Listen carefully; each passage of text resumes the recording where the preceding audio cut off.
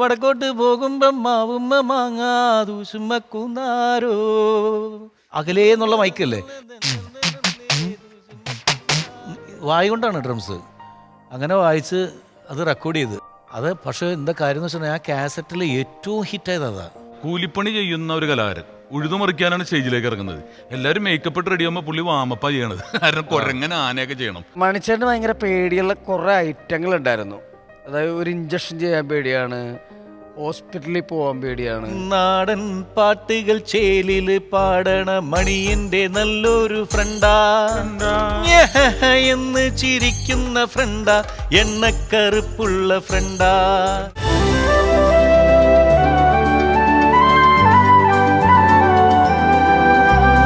ഓർമ്മയിലെന്നും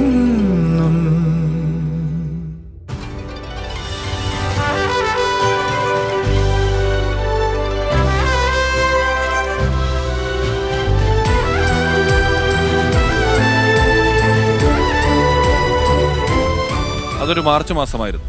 എറണാകുളത്തിന്റെയും തൃശ്ശൂരിന്റെയും അതിർത്തി പങ്കിടുന്ന ചാലക്കുടി എന്ന പ്രദേശത്തേക്ക് കേരളത്തിന്റെ നാനാഭാഗത്തു നിന്നും കരഞ്ഞു കലങ്ങിയ കണ്ണുമായി മലയാളികൾ ഓടിക്കൂടി അവിശ്വസനീയമായ ആ വാർത്ത കേട്ട്. അടിമുടി കലാകാരനും ആത്മവിശ്വാസത്തിന്റെ അപരനാമവുമായി മാറിയ ഒരു മനുഷ്യൻ നമ്മളിൽ നിന്ന് വേർപിരിഞ്ഞു പോയി എന്ന വാർത്ത കേട്ട് നമുക്കത് വിശ്വസിക്കാനായില്ല. ഒരു സാധാരണക്കാരന് എത്രത്തോളം വലിയ താരമാകാമെന്നും എത്രത്തോളം വലിയ താരമായാലും എങ്ങനെ മണ്ണിൽ ചവിട്ടി നിൽക്കാമെന്നുള്ളതിന് മലയാളി കണ്ട ഒരു അഭിനേതാവിന്റെ നേർസാക്ഷ്യം. പാട്ടോ പറച്ചിലോ അഭിനയമോ അനുകരണമോ എത്ര പെയ്താലും തോരാത്ത ആ മണിമേഘങ്ങൾക്കായി മലയാളികൾ ഇനിയും എത്രയോ കാലം കാത്തിരിക്കും. ചാലക്കുടി എന്ന ഭൂപ്രദേശത്തെ ഇന്ത്യൻ സിനിമയുടെ ഭൂപടത്തിലേക്ക് അടയാളപ്പെടുത്തിയ മലയാളികളുടെ സ്വന്തം ഓർമ്മയിൽ എന്നും കലാഭവൻ മണി. പ്രേമിച്ചു പ്രേമിച്ചു നിന്നെ ഞാനൊരു ദേവസ്ത്രീയാക്കും. മഞ്ഞപ്പൊടി, അരിപ്പൊടി, മലർപ്പൊടി, കളഭം, കദളിപ്പഴം, കൊട്ടത്തേങ്ങ, മുന്തിരിങ്ങ, നാരങ്ങ,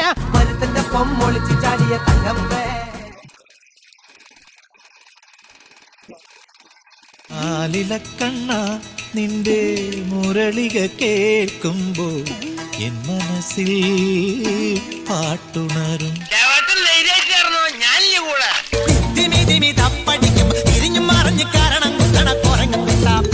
നീ ഇവിടെ? അതെ, ഞാൻ അവിടെ ആയിരുന്നു. ഇപ്പൊ ഞാൻ ഇവിടെയാ. മണിക്കുയിലേ മണിക്കുയിലേ. ആദ്യം നീ അവളെ കാര്യം പറഞ്ഞ് മനസ്സിലാക്കാൻ നോക്ക്. നിന്നെ വിശ്വാസമായ ആ നിമിഷം അവള് നിന്റെ കൂടെ ഇറങ്ങി വരും.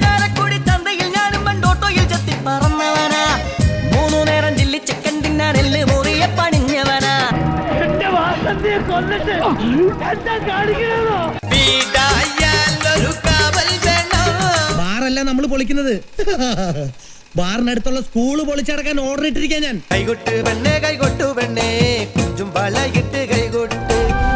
ഓർമ്മയിലെന്നും. മണിച്ചേട്ടന്റെ ഓർമ്മകളുള്ള ഇന്നത്തെ എപ്പിസോഡിലേക്ക് ഞാൻ ആദ്യം സ്വാഗതം ചെയ്യുന്നത് കലാഭവൻ മണിച്ചേട്ടൻ നമുക്ക് വേണ്ടി പാടിയ ഒരു പാട്ടുണ്ട്. കാട്ടിലെ മാനിന്റെ തോല് കൊണ്ടുണ്ടാക്കി മാരാര് പണ്ടൊരു ചെണ്ട. പിന്നീട് അദ്ദേഹത്തിന്റെ ഒരു വിഹാര കേന്ദ്രമായിരുന്ന അദ്ദേഹത്തിന്റെ മേഖലയായ ഒരു ഓഡിയോ കാസറ്റിൽ ആ പാട്ടിന് ഇങ്ങനെ ഒരു പാരഡി ഉണ്ടായി. നാടൻ പാട്ടുകൾ ചേലിൽ പാടുന്ന മണി എന്റെ നല്ലൊരു ഫ്രണ്ടാ. ഈ ഗാനം എഴുതിയത് അദ്ദേഹത്തിന്റെ സുഹൃത്തും സഹപ്രവർത്തകനും സന്തത സഹചാരിയും അദ്ദേഹത്തിന്റെ ജീവിതയാത്രകളിലൊപ്പം കൂടിയിട്ടുമുള്ള ഒരാളാണ്. ചലച്ചിത്ര സംവിധായകൻ, നടൻ തുടങ്ങി നിരവധി മേഖലകളിൽ നമുക്ക് പരിചയമുള്ള കലയിലെ ഒരു സർവകലാവല്ലഭൻ. അദ്ദേഹത്തിന്റെ ഓർമ്മകളുമായി ഇന്നത്തെ എപ്പിസോഡിൽ ആദ്യം നമ്മളോടൊപ്പം എത്തുന്നു പ്രിയപ്പെട്ട നാദിർ ഷാ.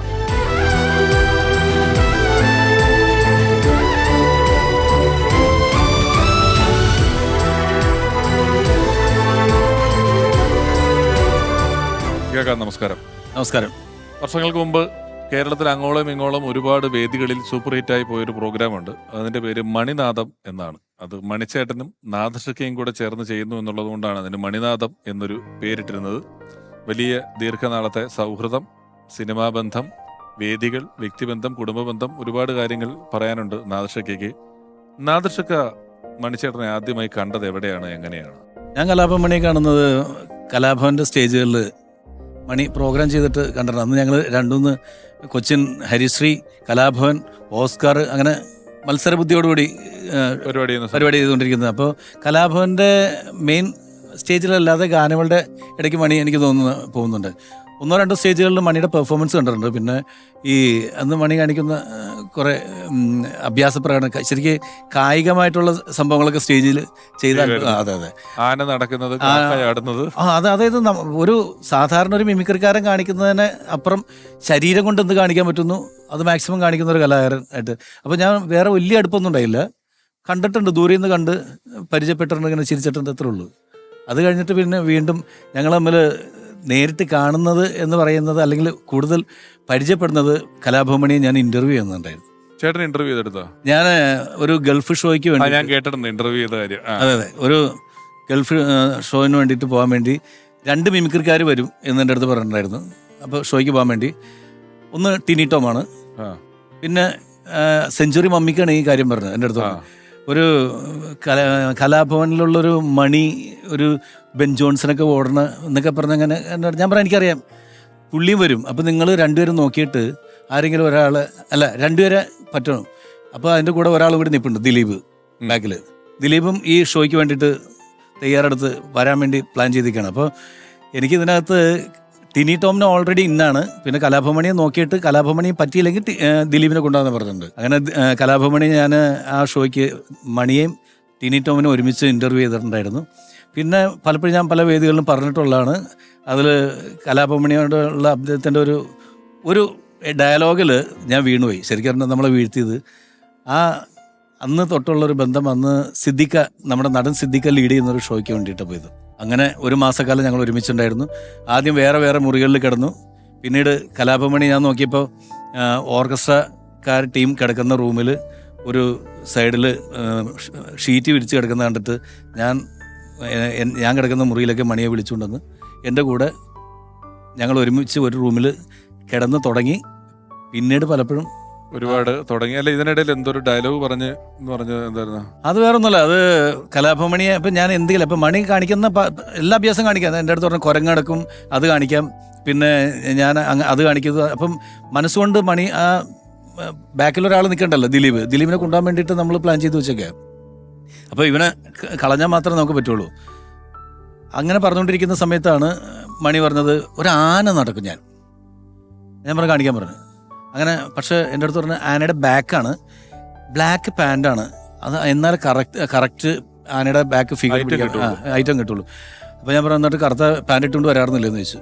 അത് പറഞ്ഞ് ഒരു പാൻറ്റുള്ളൂ, അത് കഴുകിയിട്ട് എനിക്ക് നാളെ പ്രോഗ്രാമിന് പോകാനുള്ളതാണ്, അത് അല്ലെങ്കിൽ ഞാൻ വന്നേനെന്ന് പറഞ്ഞു. ചങ്ക് തകർന്നു പോകാന്ന് പറയില്ല നമ്മൾ. അപ്പോൾ ഞാൻ പിന്നെ വിചാരിച്ചു ഈ പ്രോഗ്രാമിൽ ഞാൻ പങ്കെടുത്തില്ലെങ്കിൽ പോലും കലാഭവമണി ഈ ഷോയിൽ വേണം എന്നുള്ളൊരു തോന്നലുണ്ടായിരുന്നു. അതായിരുന്നു ഒരുപക്ഷെ കലാഭവൻ മണിച്ചേട്ടന്റെ ആദ്യത്തെ വിദേശ യാത്ര. അതെ, സിദ്ദിഖ നയിച്ചൊരു യാത്ര. അതിൽ മണിച്ചേട്ടൻ ആദ്യമായിട്ട് വിദേശത്ത് പോയത്. ഈ ആദ്യമായിട്ട് വിദേശത്ത് പോകാൻ, ഇന്റർവ്യൂവിൽ പോകാൻ, ഒരു ഐറ്റം അവതരിപ്പിക്കുന്നതിന് സ്വന്തമായിട്ട് പാൻറ്റില്ല എന്ന് പറയുന്ന ഒരു കലാകാരനിൽ നിന്നും ഇന്ത്യൻ സിനിമയിലെ ഏറ്റവും പ്രഗത്ഭരായ താരങ്ങളോടൊപ്പം രജനീകാന്തിനോടൊപ്പം വരെ അഭിനയിക്കുന്ന ഒരു നിലയിലേക്ക് അദ്ദേഹം പിന്നീട് വളർന്നത് പൊടുന്നനെയായിരുന്നു. നമ്മളത് കണ്ടു. അദ്ദേഹത്തിന്റെ ഓർമ്മകൾ, അദ്ദേഹത്തിന്റെ ജീവിതത്തിൽ ഞങ്ങളുടെ എല്ലാം ഈ ഒരു എപ്പിസോഡ് വരുമ്പോൾ എനിക്കും അതിൽ ഒരുപാട് പറയാനുണ്ടാവും. ആ യാത്രകളിലേക്ക് നമുക്ക് കേൾക്കാം.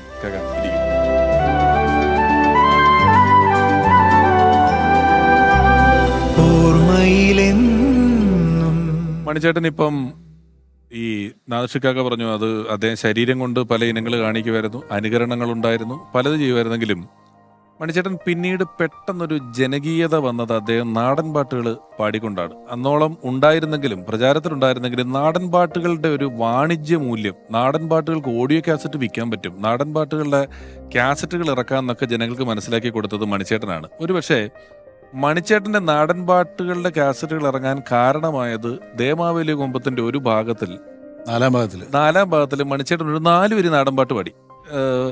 വടക്കോട്ട് പോയപ്പോ മാവുമ്മ മാങ്ങ കൂന്താരോ എന്നുള്ള പാട്ട് 4 വരി പാടി, ഒരു ചിരിയും ചിരിച്ചു.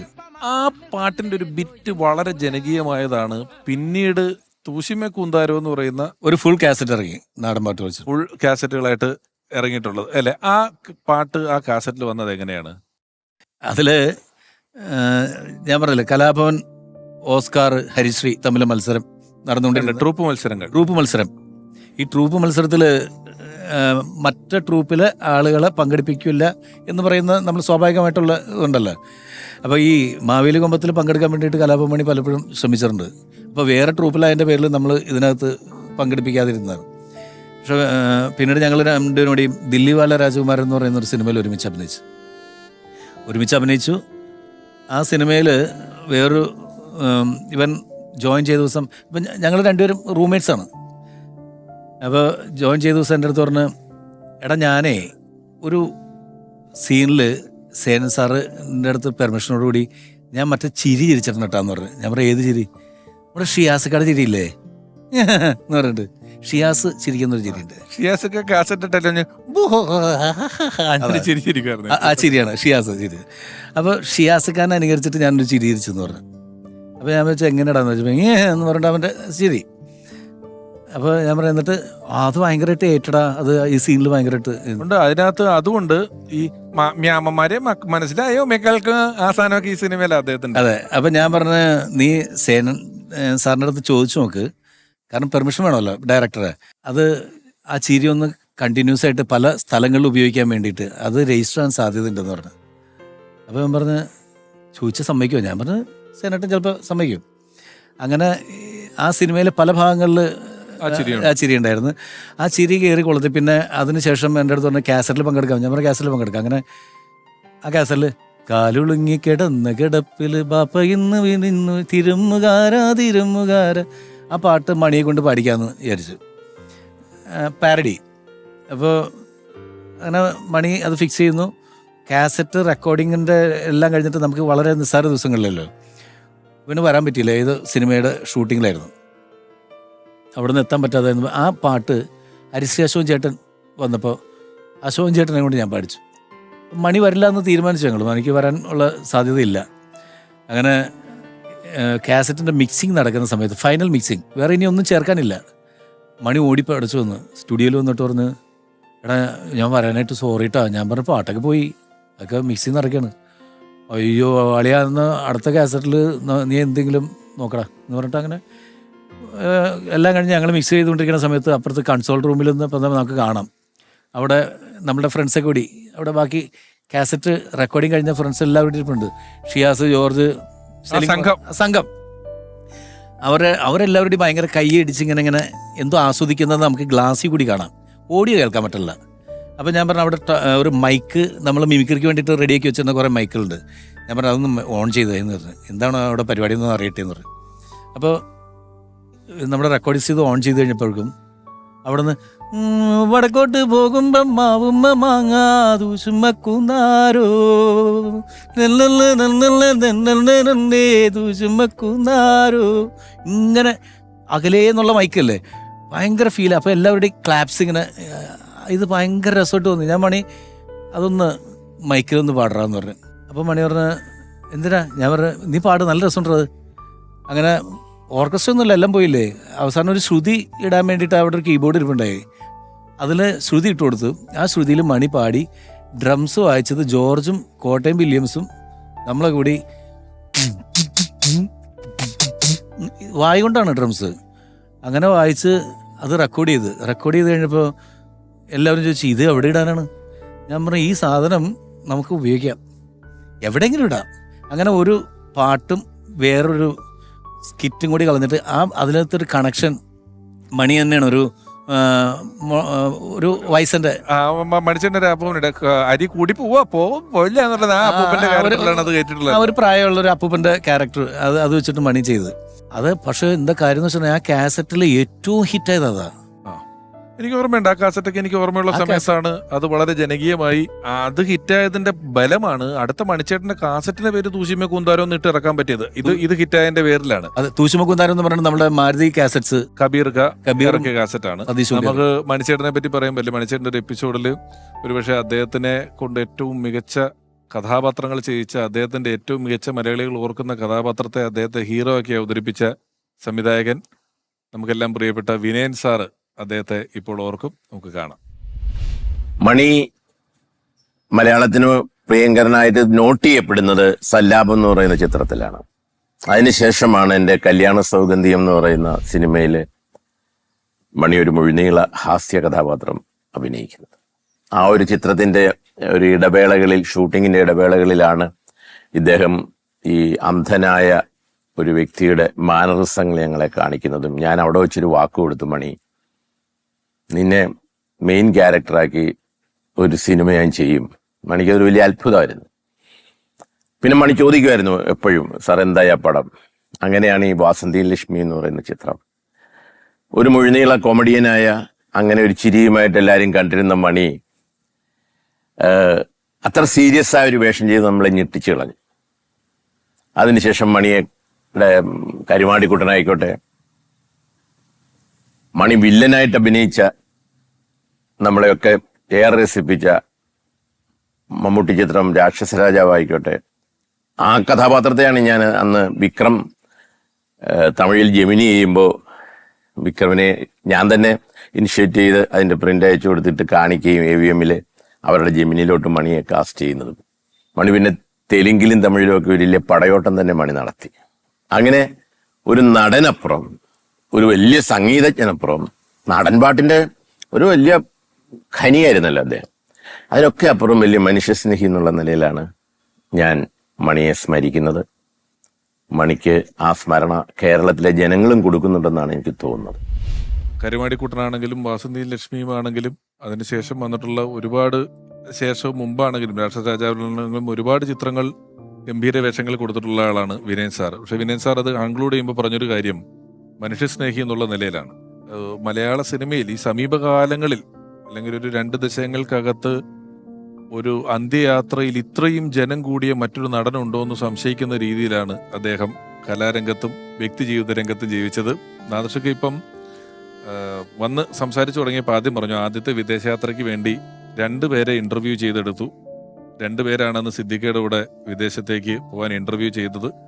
ഒന്ന് മണിച്ചേട്ടനോടൊപ്പം അന്നത്തെ വളർന്നു വരുന്ന യുവ മിമിക്രി കലാകാരൻ, ഇപ്പോൾ സിനിമകളിൽ വളരെ സജീവമായിട്ടുള്ള ആൾ, മണിച്ചേട്ടനോട് നല്ല സൗഹൃദമുള്ള ഒരുപാട് വേദികളിൽ ഒപ്പം ഉണ്ടായിട്ടുള്ള ഒരാൾ. ഒരുപാട് സ്നേഹത്തോടെ ഞാൻ എപ്പിസോഡിലേക്ക് സ്വാഗതം ചെയ്യുന്നു പ്രിയപ്പെട്ട ടിനി ടോം.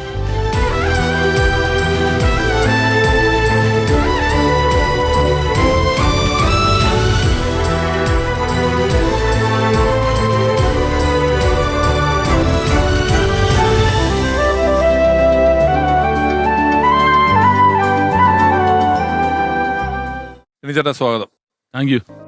ഈ നാദർഷക്ക് പറയായിരുന്നു, നാദർഷക്ക് ഇന്റർവ്യൂ ചെയ്യുന്നു ഒരു വിദേശ യാത്രയ്ക്ക് കൊണ്ടുപോകാൻ, മമ്മി സെഞ്ചുറി വിദേശത്ത് കൊണ്ടുപോകാണ് നിങ്ങളെയൊക്കെ. ആ 2 പേര് മണിച്ചേട്ടന്റെ കൂട്ടത്തിൽ അന്ന് ഇന്റർവ്യൂവിന് പോയി ഓൾറെഡി ഫസ്റ്റ് ഇന്നായ ആള് ടിനിച്ചേട്ടൻ. അല്ല, ഞാൻ മാനേജ്മെന്റ് കോട്ടയായിരുന്നു. കാരണം മമ്മിക്കയുടെ സെഞ്ചുറി എന്ന് പറഞ്ഞ ട്രൂപ്പിലുള്ള ആളാണ്. അപ്പൊ അതില് ഞാൻ മനോജ് ഗിന്നസ് ഉണ്ണി. അപ്പൊ ഫസ്റ്റ് മനോജിനാണ് പുറത്തേക്ക് പോകാൻ ചാൻസ് കിട്ടിയത്. KP ഉമർ സാറ്, സുധീഷ് കോഴിക്കോട്, അവരൊരു ടീമില്. അപ്പൊ അടുത്തത് ഞാനാണ് വെയിറ്റിംഗ് ലിസ്റ്റില്. അപ്പൊ എങ്ങനെയെങ്കിലും ഉൾപ്പെടുത്തും എന്നുള്ള അറിയാം. എന്നാലും നമ്മുടെ ഇതിനിടെ പ്രേക്ഷകരോട് ഈ സമയത്ത് ഒന്ന് ഗൾഫിൽ പോയിട്ട് വന്നാൽ അതിന്റെ പേരിൽ 4 പരിപാടി എക്സ്ട്രാ കിട്ടുന്ന കാലമാണ്. ആലൊന്നുമല്ല, നമ്മള് വേറെ ലെവലിലേക്ക് പോകുന്ന ട്രൂപ്പിന്റെ പരസ്യം ഞാൻ കണ്ടിട്ടുണ്ട്. ഇന്ന ട്രൂപ്പ് വിദേശ പര്യടനത്തിന് ശേഷം തിരിച്ചെത്തി എന്നൊക്കെ പറഞ്ഞ് പത്രത്തിൽ പരസ്യം വരുന്ന സമയമാണ്. അപ്പൊ എന്ന് പറഞ്ഞാല് 18-19 വയസ്സിലൊക്കെയാണ് നമ്മൾ പോകുന്ന ചാൻസ് കിട്ടുന്നത്. അപ്പൊ മനോജ് പോയപ്പോ നമ്മളൊക്കെ കൊതിയോടെ, കാരണം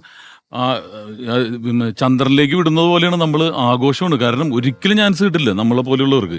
കാരണം അത് സ്ഥിരമായിട്ട് പോകുന്നത് ആ BKയുടെ ടീം, നാദർശിക്ക് ആ ടീമൊക്കെയാണ് പോയിക്കൊണ്ടിരിക്കുന്നത്. പിന്നെ ജയറാമേട്ടന്റെ ടീമൊക്കെയാണ് പോയിട്ടുള്ളത്.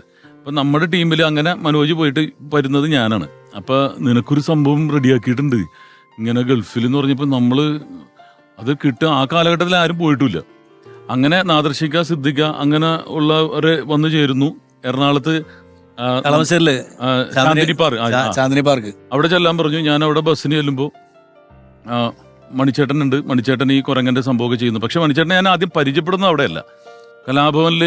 എൻ്റെ അമ്മയുടെ വീട് കലാഭവന്റെ തൊട്ടു പിന്നില്ല. അപ്പൊ ഏതൊരു കലാകാരന്റെ ആഗ്രഹം കലാഭവന്റെ ബോർഡ് വെച്ച ആദ്യത്തെ സ്വപ്നം എന്ന് പറഞ്ഞാൽ അതാണ്, കലാഭവന്റെ ബോർഡ് വെച്ച വണ്ടി പോകണമെന്നാണ്. അവിടെ ഞാൻ അങ്ങനെ ഇന്റർവ്യൂവിന് വന്നപ്പോൾ മണിച്ചേട്ടനാണ് എന്നെ ഇന്റർവ്യൂ ചെയ്യുന്നത്. ഞങ്ങൾ ഇന്റർവ്യൂ ചെയ്തതാണ്. ഇത് അങ്ങനെ ഒരു കണക്ഷൻ ഉണ്ട്. മണിച്ചേട്ടൻ അപ്പൊ അവിടെ വേണ്ടതെന്ന് പറഞ്ഞാൽ ഈ മൃദംഗം, സ്ട്രിങ്സ് ഒക്കെ, മിമിക്സ് ഗാനമേള തുടങ്ങിയിരിക്കുന്ന കാലഘട്ടം. അപ്പൊ അതിനുള്ള ആൾക്കാരാണ് വേണ്ടത്. ഞാനാണെങ്കിൽ ഫിലിം സ്റ്റാർസ് മാത്രം ചെയ്യുള്ളൂ. അപ്പൊ എന്റെ കണ്ടു കഴിഞ്ഞാൽ കുറച്ച് നേരം ഇങ്ങനെ ആലോചിച്ചിട്ട് മണിച്ചേട്ടൻ പറഞ്ഞാൽ വേറെ ആളുടെ അടുത്തേക്ക് വിടാന്ന് പറയുമ്പോഴാണ് KS പ്രസാദിന്റെ എൻട്രി. വേറൊരു അവിടുത്തെ പ്രിൻസിപ്പളാണ്. അപ്പൊ അവിടെ ചെന്നിട്ട് ഇങ്ങനെ ആലോചിച്ചു. അപ്പൊ പറഞ്ഞിട്ട് ഇനി നമുക്ക് വേണ്ടത് ഈ സ്ട്രിങ്സ് ഒക്കെ വായിക്കുന്നത്, എന്തായാലും നമ്പർ തന്നോന്ന് പറഞ്ഞ് നമ്പർ മേടിച്ചു വെച്ചു. ഇതിനുശേഷം മണിച്ചേട്ടൻ അന്നൊന്നും മൊബൈൽ ഫോൺ ഇല്ലല്ലോ. എൻ്റെ വീടിന്റെ അടുത്തുള്ള സ്ഥലത്തേക്ക് ഫോൺ, എൻ്റെ വീട്ടിൽ ഫോണുമില്ല, അടുത്ത വീട്ടില് മണിച്ചേട്ടന്റെ ഫോണാ. എടാ സീരിയലിൽ നിനക്കൊരു ചാൻസ് തരാം. സീരിയൽ എന്ന് പറഞ്ഞാൽ അന്ന് ഭയങ്കര സംഭവമാണ്. അത് നേരെ കോടാമ്പക്കത്തേക്ക് പോണതിലാണ്. അപ്പൊ വിനോദശാല എന്ന് പറഞ്ഞ സീരിയലാണ്, ഭയങ്കര കത്തി വന്നേക്കാം. അതിൽ ക്യാപ്റ്റൻ രാജുവിന്റെ മോനായിട്ടാണ്. നിനക്ക് അതിന്റെ ഒരു രൂപമുണ്ട്. അന്ന് മീശയൊന്നുമില്ല എനിക്ക്. ഞാൻ അങ്ങനെ ആറ്റിങ്ങില് GS വിജയന്റെ ഇതാണ്. അവിടെ ചെന്ന് കഴിഞ്ഞപ്പോഴേക്കും പ്രൊഡ്യൂസറിന്റെ മോനെ ഫിക്സ് ചെയ്ത് കഴിഞ്ഞ്. അപ്പൊ കലാഭവനിന്ന് ഒരു പ്രാവശ്യം തെറിച്ച്, അത് കഴിഞ്ഞ് ഇതും തെറിച്ച്. അപ്പൊ മണിച്ചേട്ടൻ പക്ഷെ ഭയങ്കര ഇഷ്ടമുണ്ട് എന്നോട് ഉൾപ്പെടുത്തണമെന്നുള്ളത്. അങ്ങനെയാണ് പിന്നെ ഈ മൂന്നാമത്തെ സംഭവത്തിൽ മാനേജ്മെന്റ് ഹോട്ടൽ ഇതിൽ ചേരുന്നത്. മാനേജ്മെന്റ് ഹോട്ടലിൽ കയറുന്നത്. അന്ന് ഇതിന്റെ കാസറ്റ് പിന്നീട് നാട്ടിൽ ഇറങ്ങിയിട്ടുണ്ട്. ശരിക്കും ആക്ച്വലി ഞാനല്ല ഇന്റർവ്യൂ ഉണ്ടാവുക, സിദ്ദിഖയാണ്. സിദ്ദിഖയുടെ ലീഡർഷിപ്പിൽ പോണ ഷോ അല്ലേ. സിദ്ദിഖ പറഞ്ഞടാ മിമിക്രി ഞാൻ ആരെ പറഞ്ഞിട്ടല്ലോ അവർക്ക് വിഷമവും, നീ ഒന്ന് ചെയ്തു. ശാപവും കിട്ടാൻ നിങ്ങൾ അതാണ്. പക്ഷെ എന്നിട്ട് മണിച്ചേട്ടൻ എന്നൊരു ചെയിൻ സോങ് പാടുകയും അതിൽ നിങ്ങൾ സ്റ്റേജിൽ വെറുതെ ഡാൻസ് കളിക്കുകയൊക്കെ ചെയ്യുന്ന ഒരു അതിപ്പോ നിങ്ങൾ രക്ഷപ്പെട്ട് നിൽക്കുന്നത് ഇപ്പൊ ആ കാസറ്റ് കണ്ടാൽ നിങ്ങളെ മനസ്സിലാവൂല. അതുകൊണ്ടാണ് അതായത് ഇല്ല, മനസ്സിലായിരുന്നു. ഇപ്പൊ എല്ലാവർക്കും മനസ്സിലായി. മണിച്ചേട്ടൻ അതിനകത്ത് നിന്നിട്ട് എന്തോ ഈ ഒരു വീട്ടുക്ക് വാസപ്പടി വേണോ ആ നടന്ന പാട്ട് പാടുമ്പം ടിനിച്ചേട്ടൻ ഡാൻസ് കളിക്കുന്നതാണ്. നിങ്ങളിപ്പോ 2 പ്രാവശ്യവും നമ്മൾ പറഞ്ഞല്ലോ മമ്മി സെഞ്ചുറിയാണ് ഈ ട്രിപ്പ് കൊണ്ടുപോകാനായിട്ട് ശ്രമം നടത്തിയതെന്ന് പറഞ്ഞല്ലോ. അപ്പം നിർമ്മാതാവ്, സംവിധായകൻ, സ്റ്റേജ് പരിപാടികളുടെ ഓർഗനൈസേഴ്സ്, നിരവധി ഓഡിയോ കാസറ്റുകൾ, വീഡിയോ കാസറ്റുകൾ നമുക്ക് വേണ്ടി ചെയ്തിട്ടുള്ള സെഞ്ചുറി വിഷന്റെ ഓണർ കൂടിയായ മമ്മി സെഞ്ചുറി. 90 കാലഘട്ടത്തിലാണ് കലാഭവന്റെ ഒരു മിമിക്സ് പരേഡ് പെരുമ്പാവൂർ ഫാസിൽ വന്നു. ആ സമയത്ത് എനിക്ക് സെഞ്ചുറി കാസറ്റ്സ് കമ്പനി ഉണ്ടായിരുന്നു. ആ കമ്പനിക്ക് വേണ്ടി അന്ന് അൻസാർ കലാഭവനും റഹ്മാനൊക്കെ കൂടി ഒരു മിമിക്സ് പരേഡ് കാസറ്റ് ചെയ്തു. അപ്പോൾ അൻസാർ പെരുമ്പാവൂർ വന്നപ്പോൾ, കലാഭവൻ്റെ ലീഡറാണെന്ന് വന്നപ്പോൾ എന്നെ വിളിച്ചു. അങ്ങനെ ഞാൻ ആ കലാഭവൻ അൻസാറിനെ കാണാൻ ചെന്നു. പക്ഷെ പ്രോഗ്രാമിന് നിൽക്കാൻ സമയമുണ്ടായിരുന്നില്ല. അതുകൊണ്ട് തന്നെ ഞാൻ പോവുകയാണെന്ന് പറഞ്ഞപ്പോൾ അൻസാർ എന്നോട് പറഞ്ഞു, ഇവിടെ ഇതിലൊരു നല്ല പയ്യൻ വന്നിട്ടുണ്ട്, അടിപൊളി ആർട്ടിസ്റ്റാണ്, ജസ്റ്റ് ഒന്ന് കണ്ടിട്ട് പോകും, ഫസ്റ്റ് പെർഫോമൻസ് ഒന്ന് കണ്ടിട്ട് പോകും, നമുക്ക് ആവശ്യം വരും എന്ന് പറഞ്ഞാൽ. അന്നൊക്കെ ഞാൻ ഈ ഗൾഫ് ഷോ സ്ഥിരമായിട്ട് നടത്തുന്ന ഒരു കാലമായിരുന്നു. അപ്പോൾ അങ്ങനെ അവിടെ നിന്നു. ഫസ്റ്റ് പ്രോഗ്രാം മണിയുടെ കണ്ടു.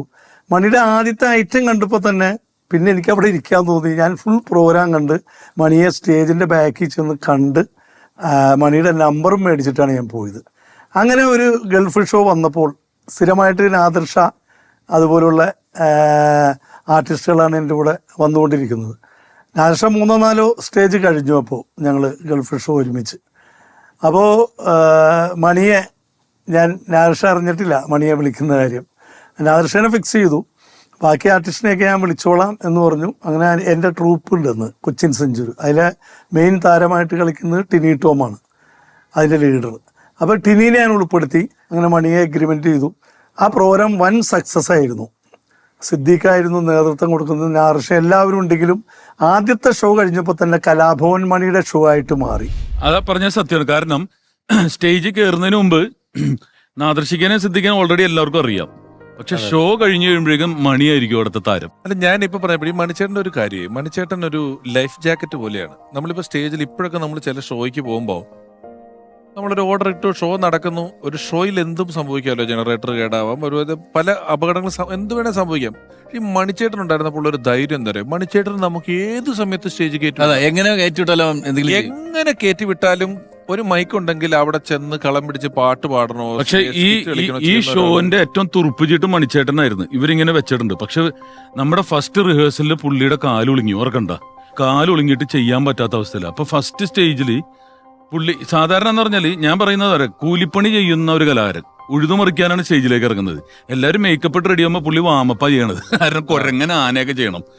അപ്പോൾ വേർത്തൊലിച്ചിട്ടാണ് ഇറങ്ങി വരുന്നത്. അപ്പൊ ആ മനുഷ്യൻ ആ വേദനയും വെച്ചിട്ടാണ് അന്ന് സ്റ്റേജ്. അല്ല, വേറെ കാര്യമുണ്ട് ബിഷു. സ്റ്റേജിലേക്ക് മണിയുടെ എൻട്രി എങ്ങനെയാന്ന് വെച്ചിട്ടുണ്ടെങ്കിൽ, നമ്മള് സിദ്ദിഖ കൈതപ്പുഴ കായലിലേ ഊഹു ആ പാട്ട് പാടി തീരുമ്പോ ഓഹോ ഓഹോ എന്ന് പാടി തീരുമ്പോഴേക്കും ഓഡിയൻസിന് ഓഹോ എന്ന് പറഞ്ഞുകൊണ്ട് ബഹളം ഉണ്ടാക്കിയിട്ട് ഒരു കള്ളിമുണ്ടും കുത്തി ചാടി കയറും. ഒരു 2-3 സ്റ്റേജിൽ ആദ്യത്തേക്ക് ആൾക്കാർ പിടിച്ചു നിർത്തി. എങ്ങടാ പോണേന്ന് ചോദിച്ചു. അറിയില്ല, ആർട്ടിസ്റ്റ് മുഖപരിചയം അറിയില്ല. അവനെ പിടിച്ചു നിർത്തി ഒരു എനിക്ക് തോന്നുന്നു റാസൽ കൈമല്ല എവിടെ ഒരു പബ്ലിക് ഫുൾ അത്യാവശ്യം ഓപ്പൺ എയർ സ്റ്റേജിൽ കയറ്റി വിടാണ്ട് മണിയെ അതെ തടഞ്ഞു നിർത്തി. നിർത്തിയല്ല, ഇടിച്ചു പിടിച്ച ആൾക്കാർ ഇടിച്ചിട്ട് അതിനുശേഷമാണ് ഈ കുടിയന്മാര് പുറത്തുനിന്ന് കയറുന്ന ഒരു ഐറ്റം തന്നെ ഉണ്ടാക്കിയത്. ഈ ഞാൻ പറഞ്ഞത് അദ്ദേഹത്തിന്റെ ഈ ശക്തി ഉണ്ടല്ലോ, ശക്തിയുടെ ഒരു വലിയ ഇഷ്ടമുള്ള ആളായിരുന്നു മണിച്ചേട്ടനെ സംബന്ധിച്ചിടത്തോളം. ഞാനൊരിക്കലും അദ്ദേഹത്തിന്റെ കൂടെ പോയിട്ടിരിക്കുമ്പോൾ ടപ്പേന്നും പറഞ്ഞ് ഞങ്ങൾ അവിടെ ചെന്ന് ഇറങ്ങി. അപ്പം മണിച്ചേട്ടൻ ഇച്ചിരി മെലിഞ്ഞൊക്കെ തുടങ്ങിയിട്ടുണ്ട്. മണിച്ചേട്ടൻ ഇങ്ങനെ അദ്ദേഹത്തിന്റെ ഒരു അവസാന കാലഘട്ടത്തിന് തൊട്ട് മുമ്പ് ഒന്ന് ശരീരം ചെറുതായി ഒട്ടി ശരീരം ഒട്ടി അദ്ദേഹത്തിന്. അപ്പൊ അദ്ദേഹത്തിന് അതൊരു സങ്കടമൊക്കെ ഉണ്ടെങ്കിലും എയർപോർട്ടിൽ ചെന്ന് ഇറങ്ങി ഉടനെ ഒരാൾ വന്ന് മണിച്ചേട്ടന് ഷെയ്ക്കാൻഡ് കൊടുക്കുന്നു. നമ്മളെ സ്വീകരിക്കാൻ ഞങ്ങൾക്കൊക്കെ പൂ തന്നു. മണിച്ചേട്ടന് ഷെയ്ക്കാൻഡ് കൊടുത്തിട്ട് എന്നാ പറ്റി മണി ഓഞ്ഞു പോയല്ലോ എന്ന് ചോദിച്ചു ഇയാള്. എന്ത് ചോദ്യമാണ് ഇത്! ചില ആളുകൾ അങ്ങനെ ഉണ്ടല്ലോ. മണിച്ചേട്ടൻ നമ്മളൊന്നും നമ്മുടെ റിയാക്ഷൻ ഒന്നുമില്ല, ഇങ്ങനെ അയാളുടെ കയ്യേൽ ഇങ്ങനെ ഒരു പിടി പിടിച്ചിട്ടുണ്ടല്ലോ. അയാള് എന്നും പറഞ്ഞിട്ട് എയർപോർട്ടിൽ നിന്ന് വിളിച്ചിട്ട് ഇങ്ങനെ ഒരു പിടി പിടിച്ചിട്ട് ശക്തി എന്ന് പറയുന്നതേ. അല്ല, ആ ഒരു കൈ എനിക്ക് ജീവിതത്തിൽ കിട്ടിയിട്ടില്ല. കാരണം അത്രയും കൈ പിടിച്ചു കഴിഞ്ഞാൽ അത്രയും ബലമുള്ളൊരു കൈ ഞാൻ ജീവിതത്തിൽ കണ്ടിട്ടില്ല. അത് നമ്മുടെ സ്റ്റേജിന്റെ ബാക്കിൽ ഇങ്ങനെ ഷീറ്റിട്ട് മറയ്ക്കുമല്ലോ, അലുമിനിയം പോലത്തെ ഒരു സ്റ്റീൽ പോലത്തെ ഷീറ്റ് ഇട്ടിട്ട്. അപ്പൊ അതിൽ പരിപാടി നടക്കുമ്പോൾ ഞങ്ങൾ പരിപാടി കഴിഞ്ഞപ്പോൾ ഒരാള് ഈ ഷീറ്റിന്റെ ഇടയിൽ കൂടെ നമ്മളെ തെറി പറയുന്നുണ്ട്. മണിച്ചേട്ടൻ അവരൊക്കെ നിൽക്കുമ്പോൾ അതായത് നമ്മള് ആരൊക്കെയോ വലിയ ആർട്ടിസ്റ്റുകൾ ഇവൻ ഇതിന്റെ ഇടയിൽ കൂടെ വന്നിട്ട് അതിന്റെ ഇടയിൽ ഇങ്ങനെ വിളിച്ചിട്ട് ഓടും. തെറി പറയുന്ന ഒരുത്തർ കുടിച്ചിട്ട്. മണിച്ചേട്ടൻ അവിടെ ഇങ്ങനെ പമ്മി നിന്നിട്ടോ. അടുത്ത തവണ ഇവൻ വന്ന തെറി പറയലും കൈ അതിനകത്തേക്ക് ഇടുന്നു. നമ്മൾ നോക്കുമ്പോ അവൻ ഗ്രീൻ റൂമിൽ നിൽക്കുക. അവനെ അതിന്റെ ഇടയിൽ കൂടെ അകത്ത് വെച്ചേക്കും. മണിച്ചേട്ടൻ എന്താണ് ഇത്ര പറയണേ എന്ന് ചോദിച്ചിട്ട് പിടിച്ചു നിൽക്കുകയാണ്. നമ്മളൊരു ഷോയ്ക്ക് പോയപ്പോ ദിലീപും ബാക്കി ഞങ്ങളൊക്കെ ഉണ്ട് പോയി സ്റ്റേജിന് ഇതുപോലെ ഗ്രീൻ റൂമിൽ വന്ന് എന്തോ പ്രശ്നം ഉണ്ടാക്കി അവിടെ തന്നെ ഞങ്ങൾ ഗ്രീൻ റൂമിൽ നിന്ന് പറഞ്ഞു വിട്ട്. അവൻ ഓഡിയൻസിൻ്റെ അവിടെ ഇരിപ്പുണ്ട്. അപ്പം നമ്മൾ ഈ പാട്ട് പാടിയിട്ട് ഓഡിയൻസിൻ്റെ ഇടയിലേക്ക് ഇറങ്ങുമല്ലോ. ഞാൻ ഏതോ തമിഴോ ഹിന്ദിയോ ഏതൊക്കെ പാടിയിട്ട് ഓഡിയൻസിൻ്റെ ഇടയിൽ ഇറങ്ങി ഇങ്ങനെ തുള്ളിക്കൊണ്ടിരിക്കുക. അതിനിടയിൽ ഒരുത്തൻ എൻ്റെ അടുത്ത് വന്നിട്ട് എൻ്റെ ചെവിയിൽ അധികം ഷൈൻ ചെയ്യലടാ ബീപ്പിട്ട് ഒരു സാധനം പറഞ്ഞു. അപ്പോൾ നമുക്ക് പെട്ടെന്ന് ഫീൽ ചെയ്യുമല്ലോ നമ്മുടെ ചെവിയിൽ ഒരുത്തൻ തെറി പറഞ്ഞു കഴിഞ്ഞിട്ടുണ്ടെങ്കിൽ. ഞാനത് കയറി അപ്പോഴേക്കും മണി അടുത്ത സ്കിറ്റിനും കളിക്കാൻ വേണ്ടിയിട്ട് എന്തോ കള്ളിമുണ്ടൊക്കെ കൊടുത്ത് ഇങ്ങനെ നിൽക്കുകയാണ് സ്റ്റേജിൻ്റെ സൈഡിൽ. അപ്പോൾ ഈ കൂട്ടുകാർക്ക് തമ്മിൽ മുഖത്തോട് മുഖം നോക്കിക്കഴിഞ്ഞാൽ അറിയാൻ പറ്റില്ല. ഞാൻ പാടി കയറി ഇങ്ങനെ വന്നപ്പോൾ എന്തിട്ടാ എന്ന് വെച്ച് ഞാൻ പറഞ്ഞു ഇങ്ങനൊരു സംഭവം ഉണ്ടായി, അവൻ തെറി പറഞ്ഞു എന്ന് പറഞ്ഞു. ഇപ്പോൾ ഈ പാട്ട് കഴിഞ്ഞിട്ട് എൻ്റെ സ്കിറ്റല്ലേ, സ്കിറ്റ് വേണ്ട. അപ്പോൾ വേറെ ആൾ പാടിക്കൊണ്ടിരിക്കുന്നുണ്ട്, ഫീമെയിൽ വരെ. എൻ്റെ പാട്ടിട്, നാടൻ പാട്ടിടാൻ പറഞ്ഞു. ഞാൻ പറഞ്ഞു നീ സ്കിറ്റ് കളിക്കാൻ. എടാ നാടൻ പാട്ടിന് കള്ളിമുണ്ട് മതി, നീ എൻ്റെ പാട്ട് അനൗൺസ് ചെയ്യിപ്പിക്കും. അങ്ങനെ മണിയുടെ പാട്ടിട്ട് എന്നിട്ട് എൻ്റെ അടുത്ത് പറഞ്ഞു നീ സ്റ്റേജിൻ്റെ ഇവിടെ നിന്നോളാം, എന്നിട്ട് ഞാൻ അവിടെ ഇറങ്ങുമ്പോൾ നീ കാണിച്ചു തന്ന ആളെ. അങ്ങനെ മണി ചാലക്കുടി ചന്തയ്ക്ക് പോകുമ്പോൾ ചന്ദന ചൊപ്പുള്ള മീൻകാർ എന്ന് പറഞ്ഞുകൊണ്ട് അവിടെ ചെന്ന് എൻ്റെ അടുത്ത് ഓഡിയൻസിൻ്റെ ഫ്രണ്ടിലിരിക്കുന്ന ഒരു തന്നെ കാണിച്ചിട്ട് ഇതാണെന്ന് ചോദിച്ചു. അപ്പം ഞാൻ അവിടുന്ന് തിരിച്ചറിയൽ ഗാനമേള നടന്നുകൊണ്ടിരിക്കണേണ്ടല്ലേ. ഞാൻ അവിടുന്ന് സ്റ്റേജിൻ്റെ സൈഡിൽ നിന്നിട്ട് മറ്റേ അല്ല അപ്പോഴേക്കും ഇവനെ അടുത്ത റോയിൽ പോയി മീൻകാരി പെണ്ണിനെ അങ്ങനെ കിട്ടി, സാധനത്തിനെ കിട്ടി. ഞാൻ പറഞ്ഞു ഇതാണെന്ന് പറഞ്ഞു. പിന്നെ നമ്മൾ കാണുന്നത് ഓഡിയൻസ് കാണുമ്പോൾ അയാളെ സ്നേഹത്തോടു കൂടി കെട്ടിപ്പിടിച്ച് മണി ഡാൻസ് കളിക്കുന്നുണ്ട് ഇങ്ങനെ. പക്ഷെ അവന്റെ കഴുത്തിലെ അതേ സീൻ ചോര തുപ്പിക്കൊണ്ടിരിക്കുന്ന ഈ കൈയുടെ ഇടയിലൊക്കെ അവന്റെ കഴുത്ത് വെച്ചിട്ട് ഡാൻസ് കളിക്കുന്നതിനിടയിൽ ഇങ്ങനെ ഒരു സ്റ്റെപ്പ് കൂടി ഉണ്ട്, ഇങ്ങനെ മുട്ട് ഇങ്ങനെ ഈ ഒരു സ്റ്റെപ്പ് കൂടി ഉണ്ട്. അടിനാഭിക്കുണ്ട് ഇവിടെ ഉണ്ട്. ഇതെല്ലാം കഴിച്ചിട്ട് കയറി വന്നിട്ട് എൻ്റെ അടുത്ത് പറഞ്ഞു അളിയാ ഓക്കെ. ഇത് പിന്നീട് ബെൻ ജോൺസൺ എന്ന് പറയുന്ന സിനിമയിലെങ്ങാണ്ട് പുള്ളി ചെയ്തിട്ടുണ്ടല്ലേ. നമ്മൾ ഈ പറഞ്ഞു വരുന്നത് അദ്ദേഹം നമ്മുടെ സുഹൃത്തുക്കൾക്ക് കൊടുക്കുന്ന ഒരു വില, സുഹൃത്തുക്കൾക്ക് ഒരു പ്രശ്നം പറ്റിയെന്ന് പറഞ്ഞാൽ ഓടിയെത്തുന്നത് അല്ലെങ്കിൽ സഹായം ചെയ്യുന്നത്, വിളിച്ചന്വേഷിക്കുന്നതിനൊന്നും ഒരു ലിമിറ്റ്ലെസ് ആണ്. ബാക്കി എല്ലാവരും ചെയ്യും, സഹായം ചെയ്യുമെന്ന് വെച്ചപ്പോൾ നിങ്ങളോ ഞാനോ ഒക്കെ എല്ലാവരും ചെയ്യും. പക്ഷെ നമുക്കൊരു പരിധി ഉണ്ടാവും, ഏതോ ഒരു പോയിന്റിൽ ഇതിനൊരു പരിധി നിർത്തും. പക്ഷേ പരിധികളില്ലാതെ ആളുകളെ സ്നേഹിക്കുകയും സഹായിക്കുകയൊക്കെ ചെയ്തിട്ടുള്ള ഒരാളാണ് നാദർഷക്ക. ഞാൻ നമ്മുടെ ആമുഖത്തിൽ പറഞ്ഞ നാടൻ പാട്ടുകൾ ചേലിൽ പാടുന്ന മണിയന്റെ നല്ലൊരു ഫ്രണ്ടാണ്. അതുപോലെ പരസ്പരം നമുക്ക് എന്തും പറയാനുള്ള സൗഹൃദമുള്ള ഒരാള്. നിരവധി സിനിമകൾ, ടെലിവിഷൻ ഷോകൾ, സ്റ്റേജുകൾ എല്ലാത്തിലും ഒപ്പമുണ്ടായ ഒരാള്. നമ്മുടെ ഓഡിയോ കാസറ്റുകളുടെ രചനകളിൽ പങ്കെടുത്തിട്ടുള്ള ഒരാള്. സ്നേഹപൂർവ്വം നമ്മുടെ എപ്പിസോഡിലേക്ക് ഞാൻ സ്വാഗതം ചെയ്യുന്നു ധർമ്മജൻ ബോൽഗാട്ടി.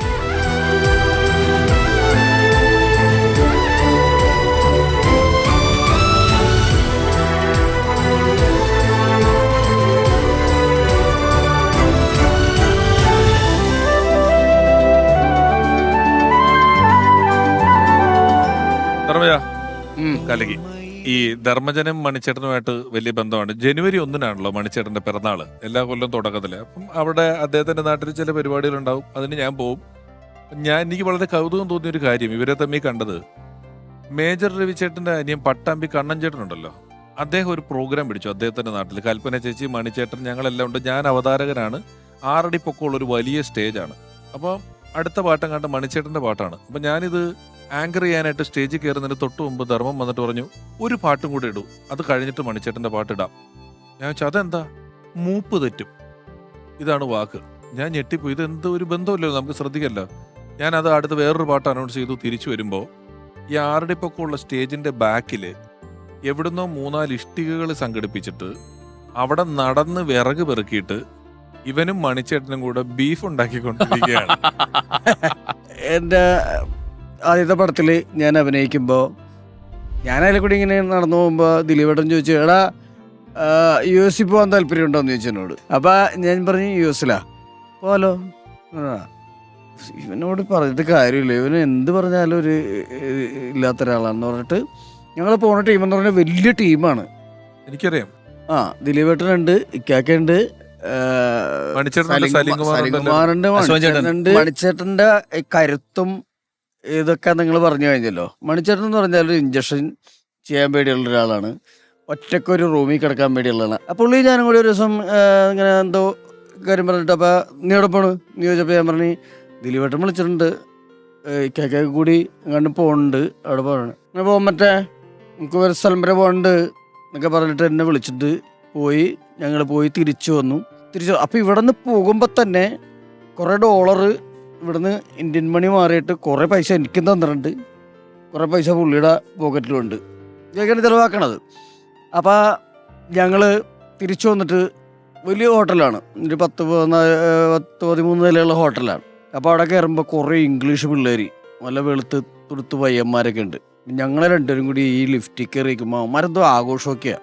ഞങ്ങളെ കണ്ടിട്ട് ഇവന്മാർ ബ്ലഡി ഇന്ത്യൻസ് എന്നൊക്കെയുള്ള രീതിയിലൊക്കെ വർത്താനമൊക്കെ പറയുന്നുണ്ട്. അപ്പം പുള്ളിക്ക് കലിപ്പാണ്ട്. അപ്പം എൻ്റെ പേടിയെന്ന് പറഞ്ഞാൽ ഈ പുള്ളി പിടിച്ച ആ പിള്ളേർക്കിട്ട് ഇടിച്ചാൽ അമേരിക്കയിൽ നിന്ന് പോകാൻ പറ്റുമോ ഇല്ല എന്നുള്ള ഒരു പേടിയിലാണ് ഞാൻ നിൽക്കണത്. ഇയാൾ ഭയങ്കര ഇങ്ങനെയുള്ള എന്നൊക്കെ ഓർത്തിട്ട് ഞാനിങ്ങനെ പേടിച്ച് ലിഫ്റ്റിൽ നിൽക്കുമ്പോൾ ഏതോ ഒരു ഫ്ലോറിൽ ഈ പിള്ളേർ ഇറങ്ങിപ്പോയി. അവിടെ ഭയങ്കര ബഹളമൊക്കെ കിടക്കുന്നുണ്ട്. അടുത്ത 2-3 ഇത് കഴിഞ്ഞിട്ട് ഞാനും മണിച്ചേട്ടനും കൂടി ഇറങ്ങി. അപ്പം മണിച്ചേട്ടൻ എന്നോട് പറഞ്ഞാണേ, ഈ അമേരിക്ക എങ്ങാനും കറങ്ങിത്തിരിഞ്ഞ് ചാലക്കുടിയിൽ വന്ന് ഇനി ഇതിനെയൊക്കെ ഇടിച്ച് നശിപ്പിക്കുന്നു. നമ്മൾ സൗഹൃദങ്ങളെ പറ്റി പറഞ്ഞല്ലോ. അദ്ദേഹത്തിനെ സ്റ്റേജിൽ ഒരുപാട് അനുകരിക്കുകയും പിന്നീട് അദ്ദേഹമായിട്ട് നല്ല സൗഹൃദം ഉണ്ടാകുകയും കരടി എന്ന് പറയുന്ന സിനിമയിൽ അദ്ദേഹത്തിന് ഡ്യൂപ്പായിട്ട് അഭിനയിക്കുകയും ചെയ്ത് അതുവഴി സിനിമയിൽ വളരെ ശക്തമായ സാന്നിധ്യമായി മാറിയ ഒരാളുണ്ട്. നമ്മുടെ എല്ലാം സുഹൃത്താണ്, സഹപ്രവർത്തകനാണ്, പ്രിയപ്പെട്ട ഷാജോൺ ചേട്ടൻ മണിച്ചേട്ടനെ കുറിച്ച് പറയുന്നു. ഞാൻ കലാഭവന് വരുന്നത് മണിച്ചേട്ടൻ സല്ലാബ് എന്ന സിനിമയിൽ അഭിനയിച്ച് മണിച്ചേട്ടൻ വളരെയധികം ബിസിയായി മണിച്ചേട്ടൻ കലാഭവനിൽ നിന്ന് മാറി. ആ ഒരു ഗ്യാപ്പിലായിട്ടാണ് ഞാനടക്കമുള്ള കോട്ടയത്ത് നിന്ന് കുറച്ച് പേരും പിന്നെ എറണാകുളത്തുള്ള കുറച്ച് പേരും ഞങ്ങളുടെ സുഹൃത്തുക്കളെല്ലാം കൂടെ വരുന്നത്. എൻ്റെ ചേട്ടൻ ഷിവ്ജാനാണെങ്കിൽ അതുപോലെ കലാഭവൻ, ജയകുമാർ, പ്രജോദ് ഒക്കെ, ഞങ്ങൾ ദിനേശ് അണ്ണൻ, അങ്ങനെ ഞങ്ങളൊരു ടീം കലാഭവനിലോട്ട് വരുന്നത്. അപ്പം ഞാൻ വന്നതിന് ശേഷം പിന്നെ മണിച്ചേട്ടൻ ചെയ്തുകൊണ്ടിരുന്ന ഐറ്റംസുകളൊക്കെ, ഇപ്പോൾ കള്ളുകൂടിയനാണെങ്കിലും അതേപോലെ തന്നെ കോമഡി ലീഡ് ചെയ്ത് ചെയ്തതാണെന്നുണ്ടെങ്കിലും സ്റ്റാർസിനെ ഇമിറ്റേറ്റ് ചെയ്തതൊക്കെ പിന്നെ ഞാനായിരുന്നു കലാഭവനിൽ. അപ്പം മുതൽ തന്നെ നമുക്ക് മണിച്ചേട്ടനെ പോലെ ഒരു നടനാവണം. അപ്പോൾ അത് നമുക്ക് കഴിവുണ്ടോ ഇല്ലയോ എന്നുള്ളതല്ല. അന്നൊക്കെ ഈ കലാഭവനിൽ നടന്മാരെ ഇമിറ്റേറ്റ് ചെയ്യുമ്പോഴും നമ്മളൊക്കെ ലൊക്കേഷനിൽ ചെല്ലുമ്പോൾ തന്നെ ഇവരൊക്കെ അടുത്ത മണിച്ചേട്ടനെ പോലെ ആവുന്നവരോ കേട്ടോ, മണിച്ചേട്ടനെ പോലെ ആവുന്നവരാ, സിനിമാക്കാരാവുന്നൊക്കെ പറയുന്നത് കേൾക്കുമ്പോൾ തന്നെ നമുക്കൊരു എന്തോ ഒരു എനർജി കയറുന്ന പോലെ. പിന്നെ നമുക്കൊന്ന് കൊതിയായിരുന്നു മണിച്ചേട്ടൻ ഇമിറ്റേറ്റ് ചെയ്യുന്നതിന് തൊട്ട് മുമ്പ് തന്നെ. അടുത്തതായി നിങ്ങളുടെ മുന്നിലേക്ക് വരുന്നത് നാടൻ പാട്ടിൻ്റെ തമ്പുരാൻ എന്ന് പറയുമ്പം പോകുന്നൊരു ജനം ഒരു ഇളകലാണ്, ഒരു ആർപ്പ് വിളിയും കൈയിടിയും ബഹളമൊക്കെ ആയിട്ടൊരു എന്തൊരു ആർത്തിരമ്പ് എന്നൊക്കെ പറയത്തില്ല എന്ന് പറയുന്നൊരു ബഹളമാണ്. അത് ആ കൈയിടി കേൾക്കുമ്പോൾ തന്നെ നമുക്ക് മണിച്ചേട്ടനെ ഇമിറ്റേറ്റ് ചെയ്യാൻ വലിയൊരു സന്തോഷമായിരുന്നു. ആ ഒരു എനർജിയിൽ നമ്മൾ വന്ന് പെർഫോം ചെയ്യുന്നത്. അപ്പോൾ അന്ന് മുതലേ നമ്മുടെയൊക്കെ എൻ്റെയൊക്കെ മനസ്സിലുണ്ടായത് എന്തെങ്കിലും നമുക്കൊക്കെ ഇതുപോലൊരു കൈയിടി കിട്ടുമോ, ആളുകൾ നമ്മളെ ഇങ്ങനെയൊക്കെ ഇഷ്ടപ്പെടുമോ, നമുക്കൊരു സിനിമാടനാവണമല്ലോ എന്നൊക്കെ ഒരു ആഗ്രഹം തോന്നിച്ച മണിച്ചേട്ടനാണ്. ഒരുപാട് ഇൻസ്പയർ ചെയ്തിട്ടുണ്ട് മണിച്ചേട്ടൻ. അതിനുശേഷം ഞാൻ സിനിമയിലേക്ക് വന്നതും എനിക്ക് തോന്നുന്നു കുറേ പേർക്കൊക്കെ അറിയാൻ തോന്നുന്നു മണിച്ചേട്ടൻ്റെ ഡ്യൂപ്പായിട്ടാണ് മൈ ഡിയർ കരടി എന്ന് പറയുന്നൊരു സിനിമയിൽ. അപ്പോൾ സിനിമയിലേക്ക് വരാനും അദ്ദേഹം അറിഞ്ഞോ അറിയാതെ അദ്ദേഹം ഒരു കാരണക്കാരനായി എന്നുള്ളതാണ്. പിന്നെ സിനിമയിൽ വന്നതിന് ശേഷമാണെന്നുണ്ടെങ്കിലും മണിച്ചേട്ടൻ്റെ അച്ഛനായിട്ട് എനിക്കൊരു സിനിമയിൽ അഭിനയിക്കാൻ പറ്റി, റെഡ് സല്യൂട്ട് എന്ന് പറയുന്നൊരു സിനിമയിൽ. അപ്പോൾ ആ സിനിമ തിയേറ്ററിൽ കണ്ടിട്ട് ചാലക്കുടി കണ്ടിട്ട് മണിച്ചേട്ടൻ എന്നെ വിളിച്ചതൊക്കെ എനിക്കിപ്പോഴും ഓർമ്മയുണ്ട്. മോനെ നന്നായിട്ടുണ്ടാ, നീ നന്നായിട്ട് ചെയ്തു. വളരെ സീരിയസ് ആയിട്ടുള്ളൊരു ക്യാരക്ടറായിരുന്നു. എനിക്കെപ്പോഴും തോന്നിയിട്ടുണ്ട് മണിച്ചേട്ടൻ എങ്ങും പോയിട്ടില്ല, ഇപ്പോഴും ഇവിടെയൊക്കെ തന്നെ ഉണ്ട്. നന്നായിട്ട് പാട്ട് പാടുന്നവരുടെ ഇടയിലുണ്ട്, നന്നായിട്ട് മിമിക്രി പറയുന്നവരുടെ ഇടയിലുണ്ട്, നന്നായിട്ട് കുക്ക് ചെയ്യുന്നവരുടെ ഇടയിലുണ്ട്, നന്നായിട്ട് തമാശ പറയുന്നവരുടെ ഇടയിലുണ്ട്. എല്ലായിടത്തും മണിച്ചേട്ടനുണ്ട്.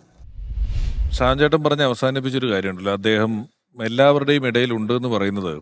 ഒരുപക്ഷെ ഞാൻ ആലോചിക്കുന്നൊരു കാര്യം, എല്ലാ കൊല്ലവും അദ്ദേഹത്തിന്റെ ഒരു ചരമദിനമാകുമ്പോൾ മിനിമം കേരളത്തിൽ എവിടുന്നും ഒരു 2 സ്ഥലത്തും നമ്മളെ ഒരു പരിപാടിക്ക് വിളിക്കും. ഇവിടെ ഒരു സമൂഹ വിവാഹം നടക്കുന്നുണ്ട്, അല്ലെങ്കിൽ ഓട്ടോ തൊഴിലാളികളുടെ യൂണിയൻ കേരളം മുഴുവൻ അംഗീകായിട്ട് എവിടെയെങ്കിലും എന്തെങ്കിലും കാര്യമായിട്ട് വിളിക്കുന്നുണ്ട്. ഒരു സകലകലാവല്ലഭൻ എന്ന് പറഞ്ഞാൽ പല സ്ഥലങ്ങളിൽ അദ്ദേഹം പാട്ട് പഠിച്ചിട്ടില്ല. പക്ഷെ മലമലലൂയ എന്ന് പറയുന്ന പാട്ട് പാടിയതിനെ പറ്റി MG Radhakrishnan sir music director പറഞ്ഞിട്ടുണ്ട്, വരുന്നു നേരെ ഒരു ഇതെടുക്കുന്നു, ഒറ്റ ടേക്കിൽ വളരെ ഭംഗിയായിട്ട് കൃത്യമായിട്ട് പാടിയിട്ട് പോകുന്നു എന്ന് പറയുന്നു. അപ്പം ഗായകനായിട്ടോ അഭിനേതാവായിട്ടോ, ഇനി അഭിനേതാവാണെങ്കിലും ഈ മറ്റ് ഭാഷകളിലെ സിനിമകളിൽ പോയതിന് ശേഷമൊന്നും അതൊന്നും അദ്ദേഹത്തെ അങ്ങനെ ഭ്രമിപ്പിച്ചിരുന്നില്ല എന്നുള്ളൊരു കാര്യമുണ്ട്. സമീപകാലത്ത് മണിച്ചേട്ടനെ വേദികളിൽ അവതരിപ്പിക്കുന്നതിൽ ഏറ്റവും പെർഫെക്റ്റ് ആയിട്ട് എനിക്ക് തോന്നിയിട്ടുള്ള, ഏറ്റവും ജെനുവിനായിട്ട് തോന്നിയിട്ടുള്ള, അതിൻ്റെ ഒരു ഈണവും താളവും മീറ്ററിങ്ങും ഒക്കെ ഏറ്റവും കൃത്യമായിട്ട് തോന്നിയിട്ടുള്ളൊരു കലാകാരൻ മണിച്ചേട്ടൻ തന്നെ. ഇദ്ദേഹത്തെ വലിയ ഇഷ്ടമായിരുന്നു. മണിച്ചേട്ടൻ ഇദ്ദേഹത്തോട് പറഞ്ഞിട്ടുണ്ട്, എന്നെ അനുകരിക്കുന്നവരിൽ എനിക്ക് ഏറ്റവും ഇഷ്ടപ്പെട്ടത് നിന്നെയാണ് എന്ന് പറഞ്ഞ അംഗീകാരം ലഭിച്ചിട്ടുള്ളൊരു കലാകാരൻ. നമുക്ക് അദ്ദേഹത്തിൻ്റെ ഒരു വരവും പ്രകടനവും നമുക്കൊന്ന് കാണാം, അദ്ദേഹത്തോട് സംസാരിക്കാം. ഓർമ്മയിലെന്നും കലാഭവൻ മണി എന്ന എപ്പിസോഡിലേക്ക് സ്വാഗതം ചെയ്യുന്നു പ്രിയപ്പെട്ട രഞ്ജു ചാലക്കുടി.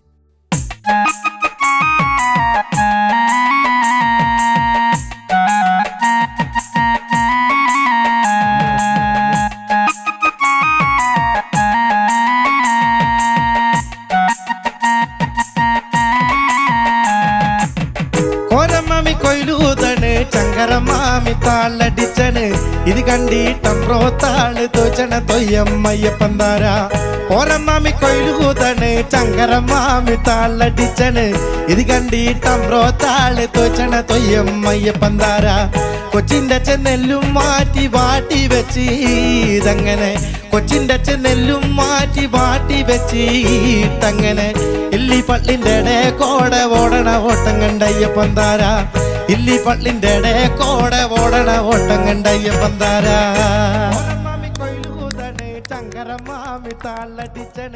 രഞ്ജു നമസ്കാരം. നമസ്കാരം. രഞ്ജു മണിച്ചേട്ടന്റെ മുന്നിൽ മണിച്ചേട്ടനെ അവതരിപ്പിച്ചിട്ടില്ലേ? ഒത്തിരി പ്രാവശ്യം ചെയ്തിട്ടുണ്ട്. എന്താ അദ്ദേഹം പറയാറ്? വലിയ ഭാഗ്യമാണ് അത്. ഒരു 14-ാമത്തെ വയസ്സിലാണ് ഞാൻ ഫസ്റ്റ് ആദ്യമായിട്ട് മണിച്ചേട്ടൻ്റെ കൂടെ ഒരു പെർഫോമൻസ് ചെയ്യുന്നത്. അന്ന് നമ്മുടെ അതിരപ്പള്ളിയിൽ പെരിങ്ങൽക്കുത്ത് എന്ന് പറഞ്ഞ സ്ഥലത്ത് ഒരു ഓണാഘോഷത്തിനോടനുബന്ധിച്ചൊരു പ്രമുഖ ചാനലിൽ പ്രസിഡേച്ചിയുടെ കെയർ ഓഫിൽ പ്രസിഡേച്ചി എനിക്കൊരു അവസരം അതിലൂടെ കിട്ടി. അങ്ങനെ മണിച്ചേട്ടനെ ആദ്യം അവിടെ വെച്ച് കണ്ടു. അപ്പോൾ അദ്ദേഹത്തിൻ്റെ മുമ്പിൽ ഒരു പാട്ട് പാടാൻ ഒരു അവസരം ഞാൻ പലതവണ ഇങ്ങനെ പിന്നാലെ നടന്ന് ചോദിക്കുന്നൊരു രീതി എനിക്കുണ്ട്, അന്നേ ഉണ്ട്. അപ്പോൾ ചേട്ടാ ഒരു പാട്ട് ഒരു പാട്ട് ഒരു പാട്ട് ഒരു പാട്ട് ഇങ്ങനെ നമ്മൾ പിന്നാലെ നിൽക്കും. അപ്പം അദ്ദേഹം പാടിക്കാം, എന്നെ കൊണ്ട് ചെയ്യിപ്പിക്കാം, ഞാൻ ഈ മാങ്ങക്കറിയും താളിച്ചോട്ടെ തേങ്ങ. അപ്പൊ ആളങ്ങനെ പറഞ്ഞു. പക്ഷെ അത് ഭയങ്കര സീരിയസ് ആയി പോയി. വിചാരിച്ചു അയ്യോ ഇനിയിപ്പോൾ എന്നെ കൊണ്ട് ചെയ്യിപ്പിക്കില്ല എന്നൊക്കെ വിചാരിച്ചിരിക്കുന്ന സമയത്താ മണിച്ചേട്ടൻ അവിടെ പ്രത്യക്ഷമായിട്ട് മൈക്കിലൂടെ എൻ്റെ പോലെ പാടുന്നു. എൻ്റെ വീടിൻ്റെ അടുത്താണ് വീട്. അപ്പോൾ അങ്ങനെ എന്നെ ഇൻട്രൊഡ്യൂസ് ചെയ്ത ആദ്യം ആ പ്രോഗ്രാമായിരുന്നു. അവിടെ ഞാൻ മണിച്ചേട്ടൻ്റെ കൂടെ പെർഫോം ചെയ്യാൻ കുറച്ച് പാട്ടുകൾ പാടാൻ എനിക്ക് അവസരം കിട്ടി. അതിനുശേഷം വിയൂർ സെൻട്രൽ ജയിൽ അന്തേവാസികൾക്ക് വേണ്ടിയിട്ട് ഒരു ഷോ ചെയ്യാൻ പറ്റി. അല്ല, അന്നും മണിച്ചേട്ടൻ്റെ പാട്ടുകളാണോ പാടുന്നത്? മണിച്ചേട്ടൻ്റെ പാട്ടും അല്ലാത്ത പാട്ടുകൾ നാടൻ. ഞാൻ സിംഗറായിരുന്നു, സിംഗറാണ്. പക്ഷെ ഞാൻ അന്നത്തെ എൻ്റെ ചെറുപ്പത്തിൽ പാടുന്ന സമയത്ത് ഈ നാടൻ പാട്ടിന്റെ ശൈലിയിൽ ഇപ്പോൾ ഓരോ വ്യത്യാസങ്ങളുണ്ടല്ലോ. ഇപ്പൊ ആദി പറഞ്ഞ മുത്തപ്പന്മാരൊക്കെ പാടുമ്പോ ആദി പറഞ്ഞ മുത്തപ്പന്മാരേ, ഇത് മണിച്ചേട്ടൻ പാടുമ്പോ ഇങ്ങനെ ആയിരിക്കില്ല. അതിനകത്ത് ഒരു വ്യത്യാസം വരും, കുറച്ച് സ്കെയിലൊക്കെ കയറും. പിന്നെ അതുപോലെ തന്നെ ഈ ഇപ്പൊ കോരമമ്മി ആയാലും ഇപ്പൊ പാടി പാട്ടാണെങ്കിലും കൊച്ചിന്നച്ചൻ ചത്തോണ്ടല്ല ഈ സാധനം കൂടുതലാ. അപ്പൊ അങ്ങനെയൊക്കെ വാച്ച് ചെയ്യലുണ്ട്. ഞാന് സ്റ്റേജിൽ രഞ്ജു ചെയ്യുന്നൊക്കെ നമ്മൾ ടെലിവിഷൻ ഷോകളിലോ അതിലൊക്കെ കണ്ടിട്ടുണ്ട്. രഞ്ജു ഇവിടെ വരുമ്പം ഈ മണിച്ചേട്ടന്റെ വ്യക്തിപരമായി പരിചയമുള്ള ആൾക്കാർ സംസാരിക്കുമ്പോൾ സിനിമ കാണുന്ന മണിച്ചേട്ടനും അല്ല, അതിനുമപ്പുറം സംസാരിക്കുന്ന മണിച്ചേട്ടന്റെ ചെറിയ ചില ജസ്റ്റേഴ്സും മാനറിസംസും ഒക്കെ ഉണ്ട്. അത് വളരെ കീനായിട്ട് നോക്കി കൃത്യമായിട്ട് കാണിക്കുന്ന ഒരാളാണ് രഞ്ജു. ചേട്ടൻ ഒന്ന് സംസാരിച്ചു നോക്കി. ഒറിജിനൽ മണിച്ചേട്ടനോട് സംസാരിച്ച രഞ്ജു തിരിച്ച് മണിച്ചേട്ടനായിട്ട് ചില രൂപമൊക്കെ കാണിച്ച ചേട്ടാ അടുത്ത ആഴ്ച പള്ളിയിൽ പരിപാടി ഉണ്ടെന്ന് പറഞ്ഞില്ലേ ചാലക്കുടിയില്? അതിന് എത്ര പേര് വേണം? നമ്മൾ എത്ര പേര് വരണം? നീ ഒരാളെന്നെ പോരാ, പിന്നെ ഇതിന് എത്ര പേര്? അതെന്നെ ധാരാളല്ലേ? അല്ല, നമ്മുടെ പീറ്ററില്ലേ, ആ പീറ്ററിന്റെ അപ്പന്റെ ആണ്ടാന്നാണ് പറഞ്ഞതേ. അപ്പൊ അതിനാണ് നമ്മൾ വന്നിട്ട് പരിപാടി നടത്തേണ്ടത്. അത് ശരിക്കും ആണ്ടിന് അങ്ങനെ പരിപാടി നടത്തേണ്ട ആവശ്യമില്ല. അല്ല, ഇതിപ്പം ആണ്ടായാലും സംക്രാന്തി ആയാലും നമ്മൾ ഉള്ളോണ്ട് ഓണം പോലെ ആക്കാന്നാണല്ലോ. എന്തായാലും നമുക്ക് ചെയ്യാം. എടാ നീ ഇത് മറ്റേ ഇത് സ്വർണ്ണം ഉണ്ടത്? എന്റെ ഏറ്റവും വലിയ സ്വർണ്ണം അല്ലടാ നീ, അതിൽ വലിയ സ്വർണ്ണം ഉണ്ടോ? അപ്പൊ എന്റെ കൂട്ടുകാരന്മാരെ എന്റെ ഫോണിലേക്ക് ഇടയ്ക്ക് വിളിക്കും.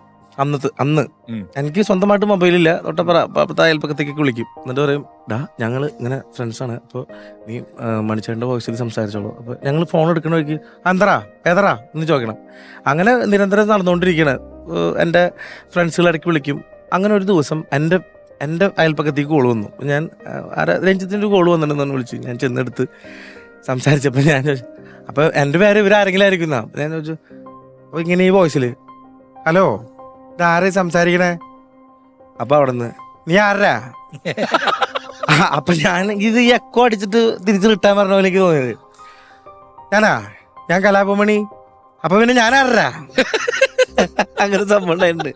പിന്നെ ഇവന്റെ ഒരു കാര്യം, നമ്മള് ഇക്കാക്കുണ്ട്, ഞാനുണ്ട്, നീയുണ്ട്, ദിലീപേട്ടനൊക്കെ ഉള്ള ഷോ ബാംഗ്ലൂര് ചെല്ലുമ്പോ ഇക്കാക്കയും ഞാനും ഇവനൊക്കെ സ്റ്റേജിലോട്ട് കയറി. ഇവൻ അവിടെ ബാക്കില് മേക്കപ്പ് റൂമിൽ ഇരുന്നിട്ട് വിഗൊക്കെ വെച്ചിട്ടിരിക്കണേ. അപ്പൊ ദിലീപേട്ടൻ ഇത്തിരി ദിലീപിനെ കണ്ടിട്ടില്ല, ആദ്യമായിട്ട് കണ്ടിട്ടില്ല, ഇവനെ കണ്ടിട്ടേ ഇല്ല. മേക്കപ്പ് റൂമിലേക്ക് കയറിയപ്പോ പെട്ടെന്ന് എന്നും പറഞ്ഞിട്ട് ദിലീപേട്ടൻ ഒരു എനിക്ക് ഓർമ്മയുണ്ട് ഇത്, എന്നിട്ട് സൈഡിൽ വന്നിരുന്നിട്ട് എൻ്റെ ഒരു സീറ്റിന്റെ പകുതിയിൽ ഇരുന്നിട്ട് ഇവന്റെ പാട്ടും ഇവന്റെ സ്ക്രീനിലുള്ള പെർഫോമൻസും കണ്ടിട്ട് ഇവ ഭയങ്കര കറക്റ്റ്. അല്ല, ദിലീപേട്ടൻ അന്ന് ഗ്രീൻ റൂമില് ഇവൻ ഒരുങ്ങിയിരിക്കുക. അപ്പൊ ഇവൻ ഒരുങ്ങിയിരിക്കുന്നത് ദിലീപേട്ടൻ എക്സ്പെക്ട് ചെയ്തില്ല. ദിലീപേട്ടൻ ഗസ്റ്റ്, ദിലീപേട്ടൻ വന്ന് ഡോർ തുറന്നപ്പോൾ ഇവനെ കണ്ടു. ഇവനെ കണ്ടിട്ട് തിരിച്ചു വന്നിട്ട് പറഞ്ഞു, എടാ ഒരു സെക്കൻഡ് തകർന്നു പോയി, കാരണം ഞാൻ പെട്ടെന്ന് മണി ഇരിക്കുന്ന പോലെ എനിക്ക് തോന്നി, അത് വല്ലാതെ ഫീൽ ചെയ്തു എന്ന് പറഞ്ഞു. ആ ലെവലിലാണ്. അപ്പം മണിച്ചേട്ടന്റെ ഓർമ്മയിലെന്നും എന്ന് പറയുന്ന പരിപാടിയിൽ രൂപം കൊണ്ടും ശബ്ദം കൊണ്ടും അനുകരിച്ചുകൊണ്ടും എല്ലാം നമുക്ക് വീണ്ടും അദ്ദേഹത്തിന്റെ കുറെ ഓർമ്മകൾ സമ്മാനിച്ചു. ഒരുപാട് വേദികൾ, പരിപാടികളെല്ലാം ഇനിയും കിട്ടട്ടെ എന്ന് ആത്മാർത്ഥമായിട്ട് ആശംസിക്കുന്നു. രഞ്ജു, വളരെ നന്ദി നമ്മുടെ എപ്പിസോഡിന്റെ ഭാഗമായതിൽ. Thank you very much.